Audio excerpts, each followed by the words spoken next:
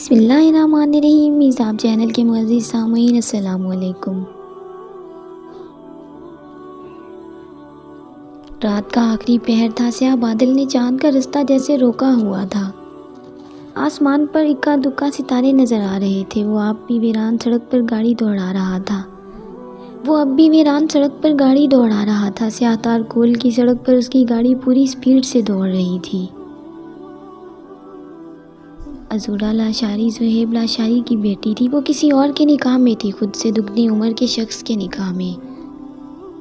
وہ خوش نہیں تھی، وہ جانتا تھا۔ وہ عذورا لاشاری کی زندگی کے ہر درد سے واقف رہا تھا۔ عذورا لاشاری کے متعلق ہر بات جاننے کے باوجود بھی اسے آج محسوس ہوا تھا جیسے کچھ ہے جو وہ نہیں جان پایا، کچھ بہت دردناک جو اس سے چھپا ہوا ہے۔ آپ نور ارسلان کے لیے ایک پہیلی ثابت ہو رہی ہیں۔ عذورا لاشاری آج سے نہیں 10 سال سے پہلے سے اس کی زندگی کا ایک باب بن گئی تھی، لیکن آج اسے دیکھ لینے کے بعد وہ اس سے جلد اپنی زندگی میں شامل کر لینا چاہتا تھا۔ اسے عذورا لاشاری سے محبت نہیں تھی، عذورا لاشاری ضرورت تھی اس کی۔ یہ بات ہر رات خود کو بابر کروا کر وہ خود کو تسلی دیتا تھا۔ آج اسے دیکھ لینے کے بعد ایک عجیب سی بے چینی تھی جو رگ و رگے میں سرایت کر گئی تھی۔ یہ تو بس میرے نو کی ہی ہے۔ زہیب ارسلان کی شفیق سی آواز اس کی سماعت سے ٹکرائی تھی۔ وہ تو شہباز ضمیر کی ہے بابا، وہ بے خود سا بڑبڑایا تھا۔ نہ جانے کیوں اس لڑکی کو شہباز کے حصار میں دیکھنا اسے اچھا نہیں لگا تھا۔ آئی ایم سوری مم، میں نے جان بوجھ کر نہیں، آئی ایم سوری۔ کتنی ڈری ہوئی تھی وہ، کتنی خوفزدہ نظروں سے شہباز کی جانب دیکھ رہی تھی۔ تو کیا شہباز اسے کوئی نقصان پہنچاتا ہے؟ اگر عذورا کو تیری وجہ سے کوئی تکلیف ہوئی ہوگی تو تیرا حساب دگنا ہو جائے گا شہباز ضمیر۔ سوچوں کے درمیان وہ گھر پہنچا تھا۔ گاڑی پورچ میں کھڑی کر کے وہ سیدھا ایک کمرے میں آیا۔ بہت کم فرنیچر سے آراستہ وہ کافی کشادہ کمرہ تھا۔ سامنے ہی بیڈ پر ایک نحیف سا وجود لیٹا ہوا تھا۔ وہ آرام سے چلتا ہوا بیڈ کے قریب آ کھڑا ہوا، دھیرے سے ان کے ہاتھوں کو آنکھوں سے لگاتا لب رکھ گیا تھا۔ مل آئے ہو اس سے؟ وہ مسکرا اٹھا تھا۔ وہ جاگ رہے تھے، اس کے آنے سے پہلے سو کیسے سکتے تھے؟ آپ جاگ رہے ہیں اختر صاحب، وہ اس کے دادا تھے۔ 10 سال پہلے اس کے بابا نے خودکشی کر لی تھی جب سے وہ بھی بستر پر ہی پڑے تھے، لیکن نو کے لیے انہوں نے خود کو سنبھالا تھا۔ یہ میرے سوال کا جواب تو نہیں ہے۔ دیکھ آئے ہو اسے، اب کیسی ہے وہ؟ تھی تو پہلے بھی خوبصورت، اب تو اور بھی پیاری ہو گئی ہوگی۔ 10 سال ہو گئے ہیں، جو کہ ایک بہت بڑا عرصہ ہوتا ہے 10 سال۔ نو وہ بولتے چلے گئے تھے۔ وہ لبوں پر مسکان لیے انہیں سن رہا تھا۔ وہ مضبوط تھا اس معاملے میں۔ نو ارسلان اپنے جذبات میں بہت با اختیار تھا۔ ہاں ہے تو پیاری، وہ بے خود سا بولا تھا۔ نظروں کے سامنے چھم سے اس کا سراپا لہرایا تھا۔ اس کی گہری بھوری آنکھوں میں سیاہ بدلیوں سا وحشتناک کرب رقصاں تھا، اور نو ارسلان اسی کرب پر عاشق ہو رہا تھا۔ پھر کب لاؤ گے اسے یہاں؟ وہ اشتیاق سے بولے تھے۔ بہت جلد لے آؤں گا انہیں یہاں، آپ کے پاس، میرے پاس، مضبوط لہجے میں کہتا وہ آخری الفاظ زیر لب بڑبڑایا تھا۔ اپنے کمرے میں آ کر وہ بیڈ پر چت لیٹا اب بھی اسے ہی سوچ رہا تھا۔ بڑی پراسرار لڑکی تھی وہ، عجیب آسیب زدہ سا اس کا لہجہ تھا، ساکت نکوش، اس قدر خاموش سی آنکھیں۔ نو ارسلان کو تجسس نے آ گھیرا تھا۔ وہ کوئی بھید جیسی لگ رہی تھی، یا پھر کسی پہیلی جیسی جسے حل نہیں ہونا ہوتا۔ سنہری روشنی آنکھوں میں بڑھتی اس کی نیند میں خلل کا باعث بن رہی تھی۔ کوئی مدھر سی آواز تھی جو کانوں میں رس گھولتی محسوس ہو رہی تھی۔ نیند کے باعث وہ سمجھ نہیں پا رہی تھی وہ کس کی آواز ہے، لیکن اسے یہ آواز، یہ الفاظ بہت بھلے لگ رہے تھے۔ اگر بالفرض کسی قرآن آسمانی کتاب کے ذریعے پہاڑ جلا دیے جاتے، یا زمین ٹکڑے ٹکڑے کر دی جاتی، یا مردوں سے باتیں کرا دی جاتی، پھر بھی وہ ایمان نہ لاتے۔ بات یہ ہے کہ سب کام اللہ کے ہاتھ میں ہے، تو کیا ایمان والوں کو اس بات پر دل جمی نہیں کہ اگر اللہ تعالیٰ چاہے تو تمام لوگوں کو ہدایت دے دے، کفار کو تو ان کے کفر کے بدلے ہمیشہ ہی کوئی نہ کوئی سخت سزا پہنچتی رہے گی۔ یا ان کے مکانوں کے قریب نازل ہوتی رہے گی تا وقت کہ وعدہ الہی آ پہنچے۔ یقیناً اللہ تعالیٰ وعدہ خلافی نہیں کرتا۔ سورۃ الرعد آیت نمبر 21۔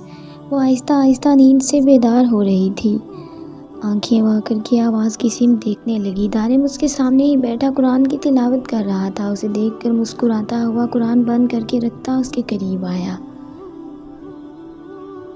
اس پر حصار کرتا اسے مسکرانے پر مجبور کر گیا تھا۔ کیا کل بھی پھر سے ڈر گئی تھی تم؟ وہ اس کی جانب دیکھتی پوچھنے لگی تھی۔ کیا کل میں پھر سے ڈر گئی تھی؟ نہیں، میری عادت ہو گئی ہے نا، اصل میں روز تمہارے پاس آنے کی۔ چہرے پر بکھرے بھورے بالوں کو سنوارتے وہ نرمی سے بولا تھا۔ وہ مسکرا دی تھی، جانتی تھی وہ کبھی اقرار نہیں کرے گا کہ اس کی عضو نیند میں ڈر جاتی ہے۔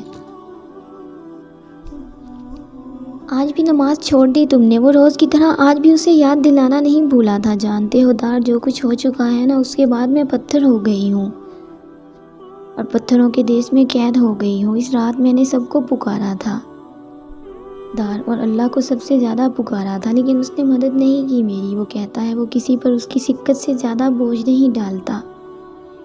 اسے بتاؤ دار کہ عضو کی سکت ختم ہو گئی ہے، یہ بوجھ اب واپس لے لے۔ اس کے لہجے میں کرب بول رہا تھا۔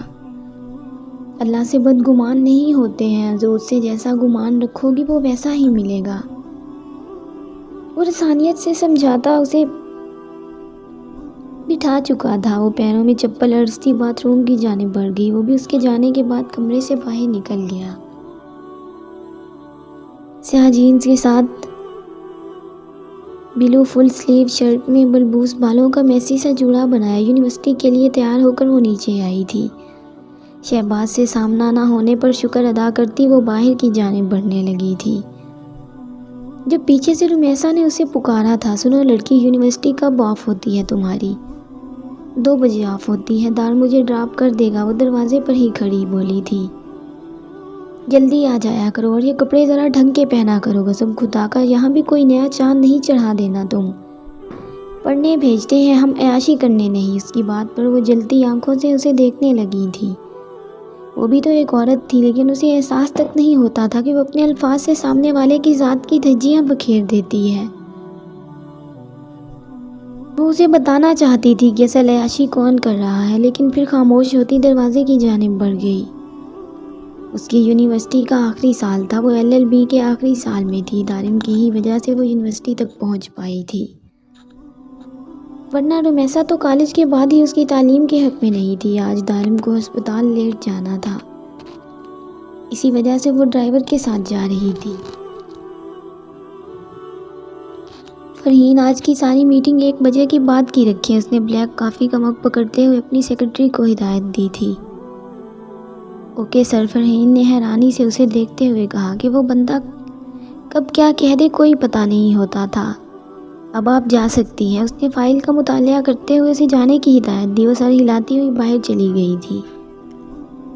فرحین کچھ ہی دیر میں کچھ یاد آنے پر اس نے انٹرکام سے اسے دوبارہ بلایا تھا۔ جی سر، وہ فوراً اس کے آفس میں آئی تھی۔ شہباز ضمیر کی جو ڈیٹیل ہمارے پاس آئی ہیں اس کے پوائنٹس بنانے ہیں آپ نے۔ اینولی کتنا پروفٹ ہو سکتا ہے ہمیں؟ اس نے تیکھی نظروں سے اس طرف دیکھتے ہوئے سپاٹ سے انداز میں پوچھا۔ سر، شہباز ضمیر کی کمپنی تقریباً دیوالیہ ہونے کے قریب ہے۔ پچھلے 3 سالوں سے وہ مسلسل لاس پر ہے۔ کچھ بڑی کمپنیز نے اس سے ڈیل کی تھی، لیکن وہ 5-6 مہینوں میں ختم ہو گئی ہیں۔ اس وقت ان کے پاس اتنے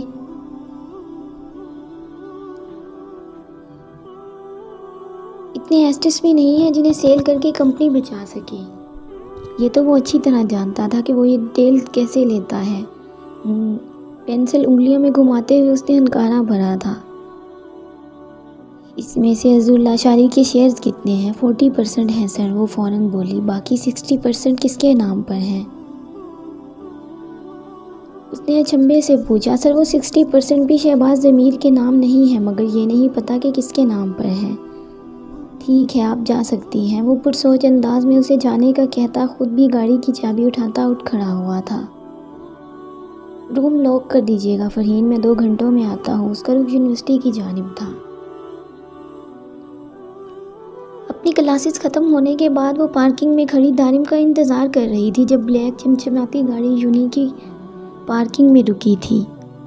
गार्ड ने भागकर इस गाड़ी का दरवाज़ा खोला। वो ब्लैक कोट के बटन बंद करता हुआ बाहर निकला था। कितनी ही लड़कियों ने इस देवता हुस्न के मालिक इंसान को रश्क से देखा था, जो बेनियाजी से चलता हुआ कान में ब्लूटूथ लगाए किसी से बात करता ऐन इसके सामने आ खड़ा हुआ था। गाड़ी में बैठिए, आपसे चंद बातें करना चाहता हूँ मैं। उसके सामने खड़ा एक हाथ जेब में डाले दूसरे हाथ से अपने बाल संवारता वो तोड़ अंदाज में बोला। जी। वो हौनक सी बनी उसे देख रही थी। स्याह पैंट कोट में मलबूस शानदार सा वो शख्स पहली मुलाकात में ही उसे पुरस्कार सा लगा था। ज़्यादा वक्त नहीं है मेरे पास, गाड़ी में बैठे, आपसे बात करना चाहता हूँ मैं।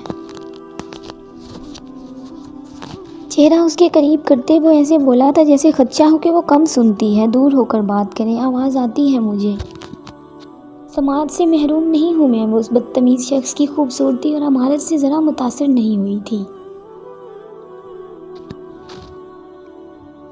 अज़ुरा लाशारी, आपसे चंद बातें करना चाहता हूँ मैं, गाड़ी में बैठ जाएं। वो अब की बार थोड़ा तहम्मुल से बोला था। आप मिस्टर XYZ, जो भी नाम है आपका, मैं आपके साथ कहीं नहीं जाने वाली। दार मुझे पिक करने आ रहा है। अब आप रास्ता छोड़ें मेरा। मैं बिल्कुल इंटरेस्टेड नहीं हूँ आपसे कोई भी बात करने में। वो भी उसी के अंदाज में बोली थी। नूह को वो कल वाली डरी सहमी लड़की से काफ़ी मुख्तलिफ लगी थी। मुझे ज़बरदस्ती पर मजबूर नहीं करें अज़ुरा, मेरी बात सुन लें, फिर बेशक जैसे जिसके साथ जाना चाहती हैं जाएं। उस लड़की के सामने काफ़ी ज़ब्त का मुजाहिरा कर रहा था। कोई दूसरा उसकी जगह होता तो अब तक नूर अरसलान उसे दो लगाकर गाड़ी में बिठा चुका होता, लेकिन अब उसकी हिम्मत जवाब दे रही थी। उसकी कलाई थामे वो झटके से उसे सीट पर पटकने के से अंदाज में गाड़ी में डालता, अपना कोट दुरुस्त करता, दूसरी जानिब से खुद भी आ बैठा था। मुझे ऐसी वैसी लड़की मत समझो, जान ले लूँगी मैं तुम्हारी जलील कमीने इंसान। निकले ना तुम भी शहमाज ज़वीर के ही सर्कल के। छोड़ो मुझे, जाने दो। वो हाथ पैर चलाती मुसलसल उसे कोस रही थी। मुकाबिल कोई असर लिए बगैर दिलचस्पी से उसका ये अंदाज भी देख रहा था। खान बाबा, घर ले चलें गाड़ी। उस पर एक नज़र डालता वो पुरसकून सा बोला। जारी है दोस्तों, उम्मीद है आपको वीडियो पसंद आएगी। अगर वीडियो अच्छी लगे तो इसे लाइक और अपने दोस्तों के साथ शेयर लाजमी करें, और अगर आप मेरे चैनल पर नए हैं तो चैनल को सब्सक्राइब करें और साथ में लगे घंटी के बटन को ज़रूर दबाएं, ताकि हर नई वीडियो का नोटिफिकेशन आप दोस्तों तक सबसे पहले पहुंच सके। मिलते हैं नेक्स्ट वीडियो में, तब तक के लिए अपना ख्याल रखें और दुआओं में याद रखें। अल्लाह हाफिज़।